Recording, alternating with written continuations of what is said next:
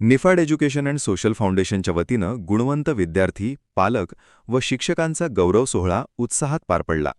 यावेळी प्रमुख मार्गदर्शक प्राध्यापक रफिक शेख यांनी मोबाईल ज्ञानाची खिडकी ठरावी, भविष्य बंद करणारी भिंत नव्हे असा प्रभावी संदेश देत विद्यार्थ्यांच्या सर्वांगीण विकासासाठी पालक, शिक्षक आणि समाजाने एकत्रितपणे प्रयत्न करण्याचे आवाहन केले.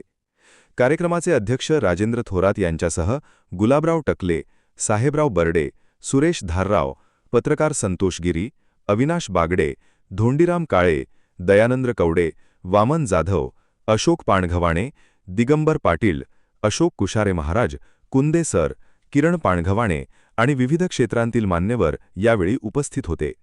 कार्यक्रमाचे संयोजन उल्हास पाटील व सौ सविता पाटील यांनी केले. Rajendra Thorat, bureau report, Niphad.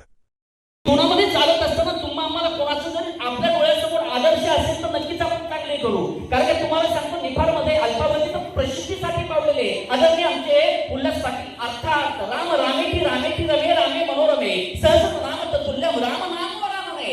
एक श्रीराम नाव घेतल्यानंतर अनंत जन्माचं काय होतं, पाप मुक्त जीव.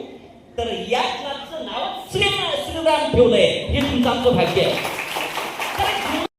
तुमच्या मुलांकडे फोन जरी तुम्ही त्यांना 5G कनेक्टिव्हिटीचा जरी दिला तर ही तुमची लेकरं 6Gच्या स्पीडने विचार करतात, 7Gच्या स्पीडने स्वप्न पडतात आणि 8G, 9G आणि 10Gच्या पलीकडे ह्यांची स्वप्न असतात.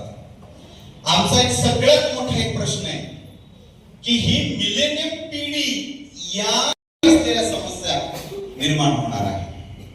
म्हणून पहिली गोष्ट सांगतो मी अगोदर ह्या लेकरांना सांगतो बरं, ह्या मुलांसाठी बरं मित्रांनो, आयुष्यातले सगळ्यात मोठे संघर्षाची तुमच्या मुलांकडे फोन जरी तुम्ही त्यांना 5G कनेक्टिव्हिटीचा जरी दिला तर ही तुमची लेकरं 6Gच्या स्पीडने विचार करतात, 7Gच्या स्पीडने स्वप्न पडतात आणि 8G, 9G आणि 10Gच्या पलीकडे ह्यांची स्वप्न असतात. आमचा एक सगळ्यात मोठा एक प्रश्न आहे की ही मिलेनियम पिढी या